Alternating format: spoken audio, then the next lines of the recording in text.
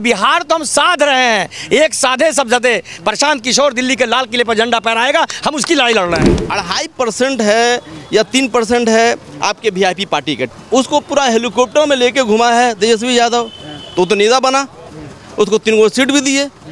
हमारा मुसलमानों का 18% यहाँ आबादी है, और उसमें जो है आप ना तो हेलीकॉप्टर लेके घूमे, ना कहीं कुछ दिखाए।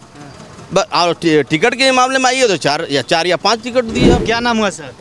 मेरा नाम मसीहुद्दीन है। बिल्कुल, तो क्या कहना चाहेंगे सर जनसुराज या प्रशांत किशोर जी के बारे में? किन व्यवस्थाओं के निर्माण करने का वो बात करते हैं बिहार में? 2025 में जनता का सूरज उगेगा, जनता का सूरज, सुंदर राज स्थापित होगा और बिहार विधानसभा की 243 सीटों में से 200 से ज़्यादा सीटें हम जीतेंगे। उसी तरह जनता में उबाल है जिस तरह दिल्ली की जनता में था। दिल्ली की जनता ने 70 में 67 सीटें केजरीवाल को दी थी। प्रशांत किशोर को के पक्ष में इस बार हवा चल रही है, जन सैलाब है और जनता के सुंदर राज की बयार बह रही है कि सही लोग, सही सोच, सामूहिक प्रयास के साथ हम शिक्षा के क्षेत्र में काम करेंगे।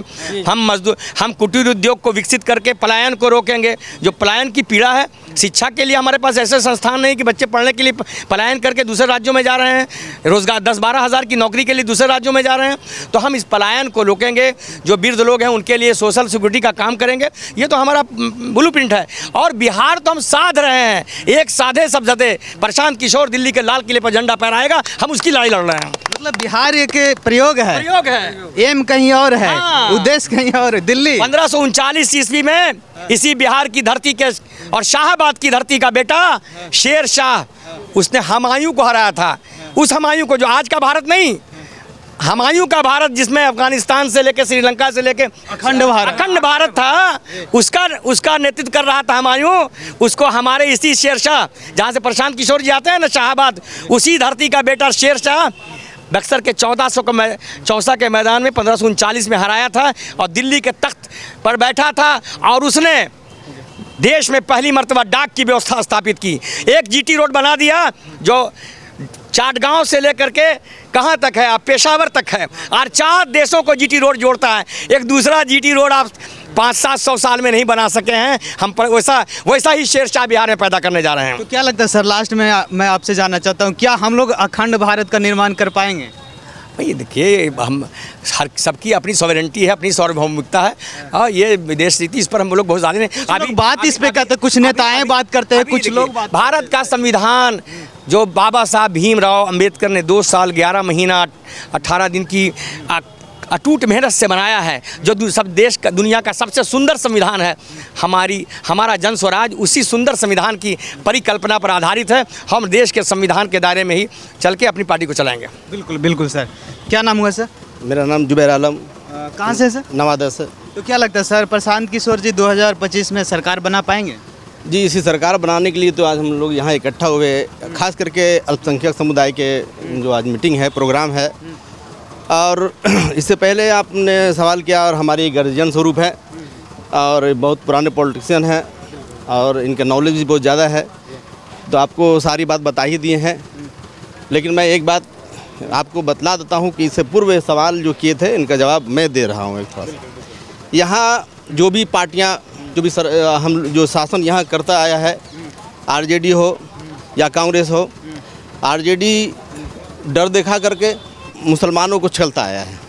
अब कैसे उसको बताते हैं। कहीं ना कहीं प्रशांत किशोर जी एक बात करते हैं कि बीजेपी का डर दिखा कर माइनॉरिटीज का आरजेडी इस्तेमाल करते आया है। ये बोलता है कि हम दंगा नहीं होने देते हैं। आरजेडी का ये रहता है, हम दंगा नहीं होने देते हैं। तो हम ये बोल रहे हैं कि दंगा तो एक घर में अगर भाई है, 4 लड़ाई होता है, ये तो होता आएगा, होता रहता है। लेकिन एक जो बात यहाँ जो चल रहा है, शिक्षा, अगर आप शिक्षित हैं तो आप ये जान लिए अपना हक लेना आप जान जाइएगा। शिक्षा ऐसा नहीं कि आप शिक्षित हो गए हैं तो आप पैसा कमा लेंगे, ये नहीं। आप अपना हक लेना जान जाइएगा। कोई अगर आपका हक छीन रहा है तो आपको जो है मालूम होगा कि छीन रहा है, हमारा हक है, हम अपना हक ले सकते हैं। अब जैसे ये बता रहे हैं माइनॉरिटी की जो बात होती है, तो माइनॉरिटी में पहले आरजेडी में बहुत सारा नेता हुआ करता था, लेकिन सबको जो है किक आउट कर दिया।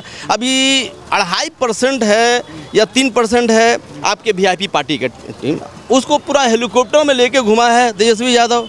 तो नेता बना, उसको 3 सीट भी दिए। हमारा मुसलमानों का 18% यहाँ आबादी है, और उसमें जो है आप ना तो हेलीकॉप्टर लेके घूमे, ना कहीं कुछ दिखाए, और टिकट के मामले में आइए तो 4 या 5 टिकट दिए आप, जो परसेंट के हिसाब से बिल्कुल नहीं है, नगण्य है। इसीलिए मुसलमानों को लग रहा है कि अब जन स्वराज ये हमारे लिए बेहतर है।